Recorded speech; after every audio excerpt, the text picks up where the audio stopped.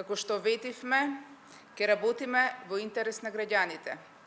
Првиот чекор во образованието го правиме со тоа што утре на дневен ред на седницата на собранието ќе се најдат 3 закони со кои што ќе биде укинато екстерното тестирање во основните и средните училишта. За таа цел денеска е одблокирано собранието. Видовте пред малку дека заврши конститутивната седница со избор на комисија за избори и именувања. Беа и утврдени, а денеска ќе бидат и избрани комисиите кои што се надлежни за законите кои што се во областа на образованието.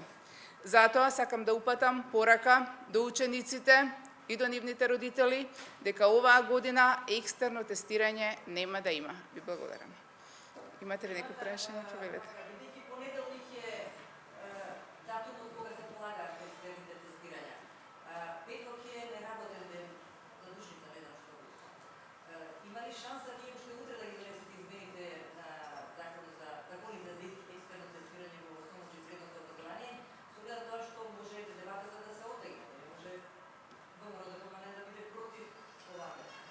Значи, ние ќе направиме се законот да биде донесен.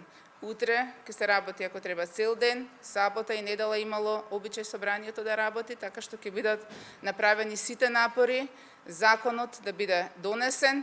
Доколку не биде донесен, што јас не верувам, мислам дека веќе наоѓаме на разбирање во смисла што денеска видовме одблокирање на комисиите, формирање на комисии, има и резервни варијанти како да се реши проблемот. Но јас апелирам до сите луѓе кои што гласаат, сите пратеници во собранието, да бидат конструктивни, бидејќи укинувањето на екстерното тестирање во интерес на учениците. Видовме дека тоа е штетен проект кој што не даде никакви резултати и мислам дека е контрапродуктивно за било кој да обструира донесување на ваков закон во собранието.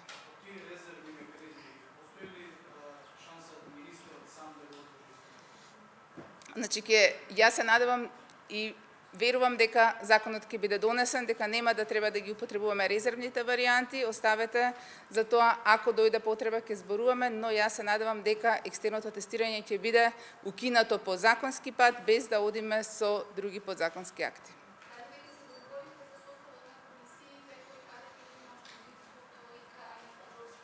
Значи, за некои комисии кои што се релевантни за законите кои што ќе бидат утре на дневен ред, направен е договорот, другите консултации се во тек, така што мислам дека собранието е на добар пат координацијата да изврши избор на сите комисии. Но овие кои што се клучни се веќе договорени.